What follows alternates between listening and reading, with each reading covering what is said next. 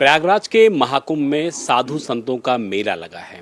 दूर दराज से, पूरब से, पश्चिम से, उत्तर से, दक्षिण से गुरुवर यहाँ पहुंचे हुए हैं। साधु संत हैं, महंत हैं और हमारे साथ इस समय इंडिया टीवी पर बातचीत करने के लिए मौजूद हैं करौली सरकार महाराज जी।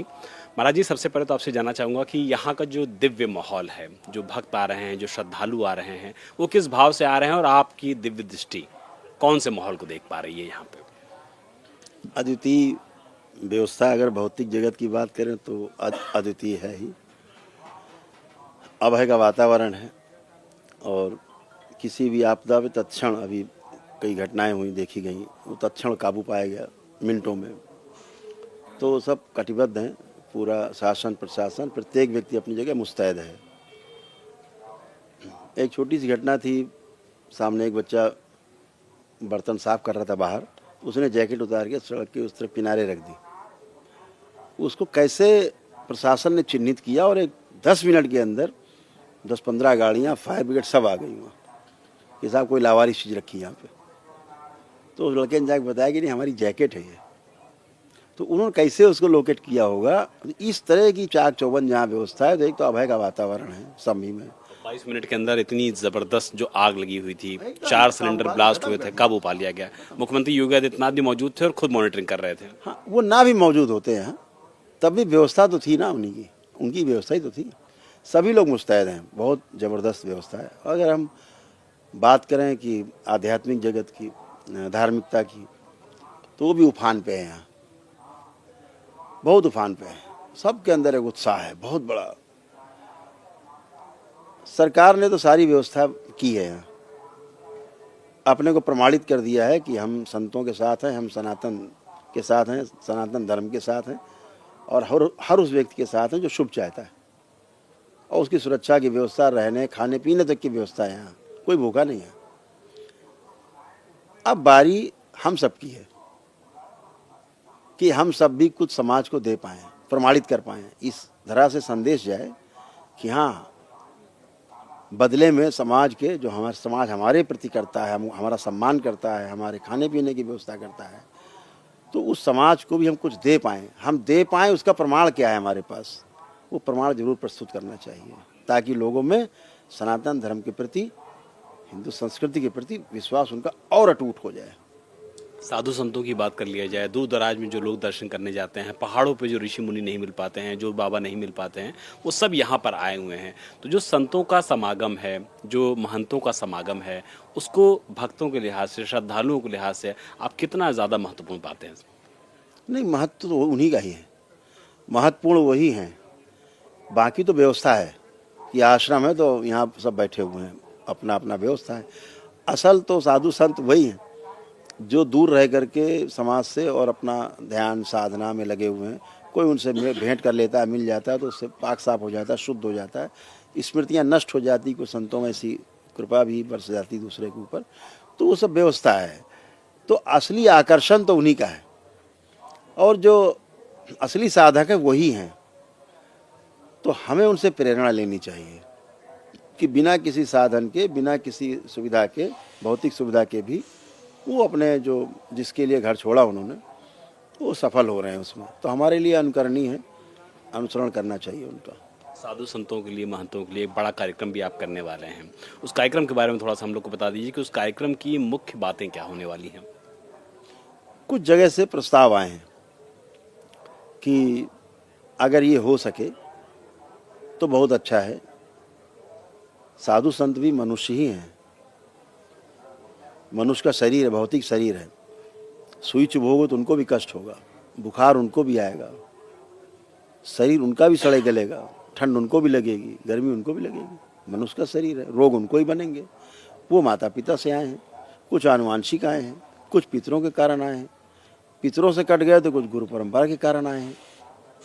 जैसे गुरु रहें तो वो आपको स्मृतियाँ रहेंगी, अच्छे तो अच्छे, खराब तो खराब, उससे बचा नहीं जा सकता। उससे बचने का उपाय एक वैदिक प्रक्रिया से ही, गुरु कृपा से ही संभव है।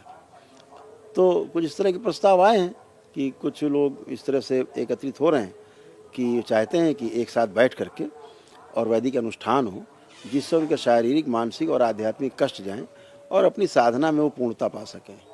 तो अवरोध अगर हट जाएं, ऐसे साहसी लोग बहुत हैं यहाँ तो वो साहसी लोग मुझे लगता है कि जल्दी प्रकट होंगे सबके सामने।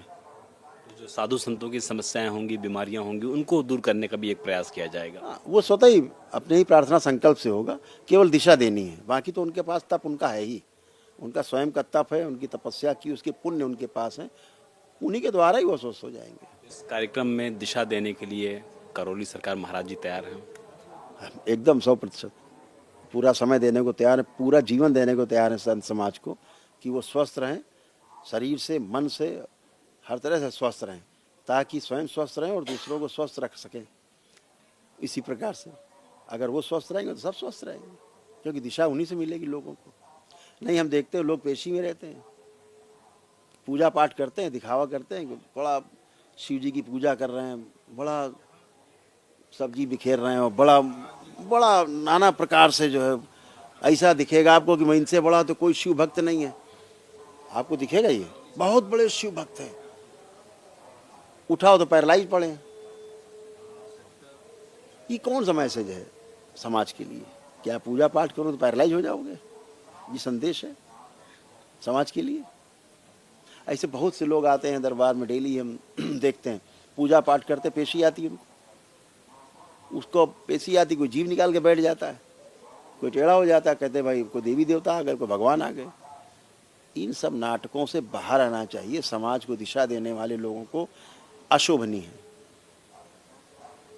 बहुत अशोभनीय है। जैसे अभी तमाम जो धर्म चर्चा होनी चाहिए इस पूर्ण महाकुंभ के अवसर पर, कितना बड़ा आयोजन है, 144 वर्षों के पश्चात ये संयोग हुआ है। तो वहाँ वो एक पढ़ लिख के आईआईटीएन को भगवान हो गया। आईआईटीएन बाबा, क्या बाबा? कोई लड़की निकली उसके पीछे लग लिए, साहब ये तो बहुत सुंदर है। आप कौन सा सौंदर्य देख रहे हो? कहाँ ले जा रहे हो? दिशा कहाँ दे रहे हो समाज को? ऐसी चीज़ों से दरबार बचा हुआ है अपना, और मुझे लगता है कि सभी को इन चीज़ों से बचना चाहिए।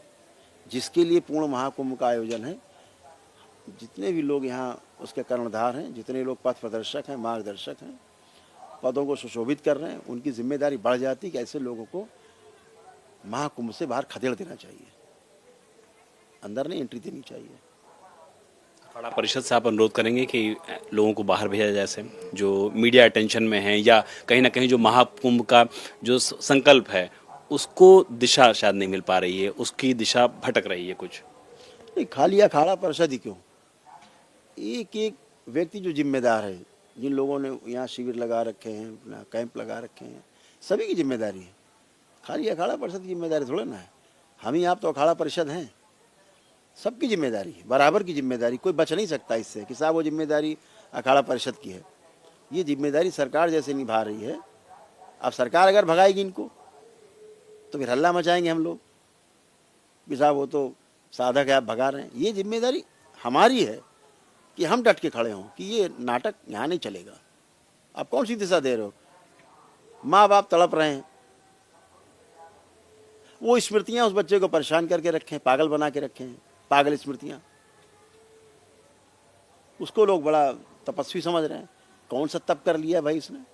गलत संगत में पड़ गया, गलत स्मृतियाँ आ गई हैं, गलत स्मृतियों के कारण वो बच्चा परेशान है। अभी दरबार की वैदिक प्रक्रिया करे वो, अभी उसकी स्मृतियाँ नष्ट हो जाएंगी अपने आप रास्ता पकड़ लेगा बच्चा। मतलब भटक गए हैं आईआईटीएन बाबा। बिल्कुल, अगर गलत एनर्जी के संपर्क में आप आएंगे तो भटक जाएंगे आप इसका प्रकाश ले रहे हैं। अभी आप जाके आप उंगली डाल दीजिए इसमें, आप सॉकेट में, तो करंट मारेगा आपको। गलत जगह हाथ डालेंगे तो फिर समस्या होगी ना। वो तो एनर्जी है, एनर्जी का क्या दोष है? आपके अंदर तांत्रिक बनने की इच्छा है तो ठीक है, तांत्रिक उस तरह की स्मृतियाँ आसान आपके आ जाएंगी, आपको तंग करेंगी। आईआईटीएन बाबा आपको लगता है कि तांत्रिक बनने की तरफ बढ़े थे और इधर चले आए? ये ज़्यादातर लोगों कहते नहीं है, लेकिन इच्छा यही होती कि हम ऐसे छड़ी घुमाएं और लड्डू आ जाए हाथ में। बोलते रहते यार ऐसे कुछ नहीं होता, ऐसे सब बेकार है, लेकिन उनसे अंदर से कोई बता दे कि हाँ तुमको हम सिद्धि दे देंगे कि तुम ऐसे करके घुमाओगे, नारियल हाथ में आ जाएगा, कहेंगे यार जल्दी हमको बता दो।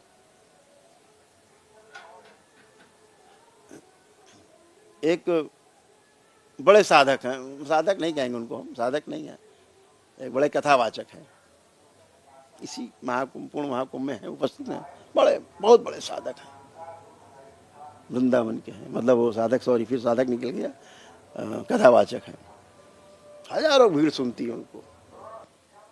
एक बार हमारे पास पहुंच गए, बताओ क्या है महाराज, बोले हमको एक शमशान काली चाहिए, एक शमशान काली दे दो हमको। हमने ये क्या है, ये तो दिन भर अपने आप संघार होती, माँ चट कर जाती अपने आप, ये सब गंदी चीज़ें, दरगाहों मज़ारों में सब यही बदमाशियाँ हैं, ये गंदी एनर्जी महाराज, आप क्या करोगे इसका। बोले भक्तों को थोड़ा पहले टाइट करेंगे, फिर बाद में बदमाश होते हैं उनको थोड़ा ठीक करेंगे, फिर ये करेंगे। हमने महाराज क्षमा करें, हम कुछ जानते ही नहीं इसके बारे में। अरे बोले आप तो रोज़ हम देखते हैं आप करते हो, तमाम शमशानकारी, रक्तकाली तमाम नाम आते हैं, आप संघार कर। हम तो कुछ करते ही नहीं, तो माँ करती है, ये भोलेनाथ करते हैं, हम तो करते नहीं, तो हम तो सक्षम नहीं महाराज देने में। इस तरह की मानसिकता, मतलब आप कहाँ दिशा ले जा रहे हैं, वो दिशाहीन खुद हो गए हैं, दूसरों को दिशाहीन हो ही जाना है आपके साथ जुड़ के। तो इन चीज़ों से बचना है, ये झाड़ फूक, टोना टोटका, जादू टोना, इन चीज़ों से बचना है। ये आप करते हो तो पीछे वाले उसका अनुसरण करते हैं। अब वो बच्चे के पीछे घूम रहे हैं 50 लोग, तो सबको ऐसा ही बनना है, आता है ना कहीं कहीं बच्चों में। तो इन चीज़ों से बचना है, और ऐसे लोगों को, ये हमारे जो धर्म गुरु यहाँ उपस्थित हैं, बच्चा है वो, उसको बिठा करके उसको दिशा देनी है। अगर आप में उसकी क्षमता है तो उसको दिशा दीजिए, ये हमारा काम है। पहले महाकुंभ का जो परिक्षेत्र है इससे बाहर करिए। बिल्कुल, इससे बाहर रहना चाहिए, यहाँ का वातावरण खराब नहीं करना चाहिए। यहाँ का एक एक क्षण बहुमूल्य है, जहाँ पे धर्म चर्चा होनी चाहिए, आदान प्रदान होना चाहिए सूचनाओं का, ज्ञान को अनुभव कराने वाली वस्तु है जो अनुभव कराना चाहिए, ये सब होना चाहिए।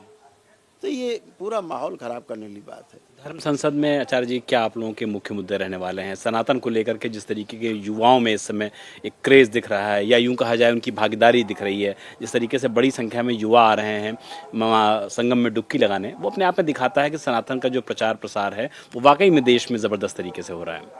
वही तो मैं कह रहा हूँ, पूरा देश नहीं पूरा विश्व समझना चाहता है। समस्या समझाने वालों में पैदा हो गई है, ये समझा नहीं पा रहे हैं क्योंकि खुद नहीं समझे। समस्या वहाँ पर है, समझने वालों में तिल भर समस्या नहीं। वो तो बेचारे समझने के लिए अमेरिका से यहाँ पढ़े हुए हैं, यूरोप से पढ़े हैं, अपना घर बार छोड़ के लोग पढ़े हैं, साधु संत हो गए। समझाने वालों में समस्या है, हम में समस्या है ना कि समझा नहीं पा रहे हैं। समझने के लिए तो बैठे ही हैं लोग। तो पूरे विश्व से जो जुड़ाव है, इसीलिए जुड़ाव है कि व्यक्ति समझना चाहता है। और जो धर्म संसद की आप बात कर रहे हैं, यही धर्म संसद है, चल रहा है चारों ओर, इतना पूर्ण महाकुंभ इतनी बड़ी व्यवस्था के साथ चल रहा है, ये धर्म संसद ही तो है। केवल एक जगह 2-4 बीघे में 2-4 एकड़ में टेंट लगा करके संसद चलाने से आपका काम नहीं चलेगा। आपको प्रमाण प्रस्तुत करना पड़ेगा समाज के समक्ष। आपकी बातों से काम नहीं चलेगा। आप बातों से काम चलाना चाहते हैं, बातों से काम चलाना चाहते हैं, समस्याओं से बचना चाहते हैं आप, तो आपको उनकी समस्या समाप्त करके दिखानी होगी, अपने को प्रमाणित करना होगा। और अगर आप ये नहीं कर पा रहे तो आपको गद्दी छोड़ देनी चाहिए, बातों से नहीं चलेगा। एक व्यक्ति आया है, समस्या में है, डिप्रेशन में है, एंजाइटी है, उसको बाइपोलर डिसऑर्डर है, सिजोफ्रेनिया है, ओसीडी है, तलाक हो रहे, घर में परेशान है, मर रहा है, आत्महत्या करने घूम रहा है आदमी। आपको प्रमाणित करना होगा कि क्षण में कि हाँ कुछ नहीं है। आप उस वैदिक प्रक्रिया में उसको ले जाना होगा, तभी तो उसके प्रति आस्था बढ़ेगी। दरबार तमाम वैदिक प्रक्रिया कराता है, तो तभी तो वैदिक प्रक्रिया में व्यक्ति की आस्था बनती है, हमेशा के लिए बनती है। और फिर जो दरबार से स्वस्थ होते हैं स्वयं प्रार्थना संकल्प करके, वही बाद में बाबा के शिष्य हो जाते हैं दीक्षा लेकर के। वो कृतज्ञता होती है उनकी कि हम स्वस्थ हुए, हमारा परिवार स्वस्थ हुआ, तो उनको प्रमाण मिलता है ना। प्रमाण मिलता है तो परंपरा बनती है। अनुभव से प्रमाण मिला, प्रमाण से परंपरा बनती, परंपरा में लोग शामिल होते हैं तो सुख समृद्धि की ओर गति करते हैं। सवाल आपसे ले लेता हूँ, सरकार की तरफ से जो इंतजाम किए गए हैं महाकुंभ परिक्षेत्र में, जिस तरीके से मुख्यमंत्री योगी आदित्यनाथ लगातार यहाँ पर आते हैं, कल एक जब हादसा हुआ तो प्रधानमंत्री ने तुरंत मुख्यमंत्री को फ़ोन किया और यहाँ का हालचाल जाना, यहाँ की समुचित जो व्यवस्थाएं हैं उसको महाराज जी कैसे आप देखते हैं? यही तो जब आपने कहा उसी में उत्तर छिपा आपकी बात में। कितनी गहरी चिंता है कि खबर फ्लैश हुई कि आग लगी महाकुंभ में, तो प्रधानमंत्री जी का फ़ोन आ रहा है मुख्यमंत्री जी के पास, कुशल क्षेम ले रहे हैं। अब से पहले कहाँ थे सभी प्रधानमंत्री और मुख्यमंत्री जो कुंभ में पड़े हुए हैं? मुख्यमंत्री जब से कुंभ की व्यवस्था शुरू हुई है तब से 30 बार 25-30 बार तो आ चुके होंगे मुख्यमंत्री जी यहाँ। कौन मुख्यमंत्री आया है पहले? तो हम सब परम सौभाग्यशाली हैं कि प्रदेश में भी देश में वो सरकार हैं जो सनातन धर्म की, सनातनियों की चिंता कर रही है और उसके विकास में, उसके संरक्षण में उसका पूरा योगदान है। एक बड़ा बजट जो कभी नहीं हुआ, उतना बड़ा बजट भी इस महाकुंभ को दिया गया, पूर्ण महाकुंभ को। तो ठीक है, ये एक व्यवस्था है, लेकिन व्यवस्था करने वाले के पीछे नियत क्या है? व्यवस्था तो हर सरकार आके कुछ ना कुछ करती है, लेकिन उसके पीछे नियत क्या है? तो वो जो नियत है वो नियति तय करती है। नियति की व्यवस्था थी कि उस तरह के नियत वाले लोग आगे आएं इस पूर्ण महाकुंभ में जिनकी गहरी निष्ठा, पूरी निष्ठा धर्म के प्रति हो। तो ईश्वर की व्यवस्था है कि ये सब लौह पुरुष है, आध्यात्मिक पुरुष है, जिनके हाथ में ही व्यवस्था है सीधे सीधे। अभी संतों को कहना पड़ता है कि साहब ये व्यवस्था नहीं, वो व्यवस्था नहीं, अभी वो कहने का ही मौका नहीं दे रहे हैं। आपके मन में है, वो प्रस्तुत है सामने। तो बहुत अद्भुत, अद्वितीय, इतनी स्वच्छता है। एक आपको इतना बड़ा कागज की पुड़िया नहीं मिलेगी, आप पूरा घुमाइए महाकुंभ में, देखा होगा आपने। यानी सफाई है, फिर भी सफाई हो रही है। अद्भुत है। तो हर व्यक्ति कटिबद्ध है। यहाँ तो हम सफाई कर्मचारी, उनको बहुत धन्यवाद करना चाहेंगे। अद्भुत व्यवस्था है। एक दुर्गंध पूरे मेले में, करोड़ों लोग आते हैं, एक भी मैल दुर्गंध नहीं है। इतने में बदबू, हमने पहले भी माघ मेले और तमाम कुंभ देखे हैं, मल पड़ा होता था मैदानों में, हम लोग जाते नहीं थे, दिन में बदबू उड़ती थी, रात में बदबू उड़ती थी, जिस समय कोहरा नीचे बैठता था पूरे बदबू होती थी, केवल मल ही मल होता था। आज कहीं कोई नहीं जा रहा है।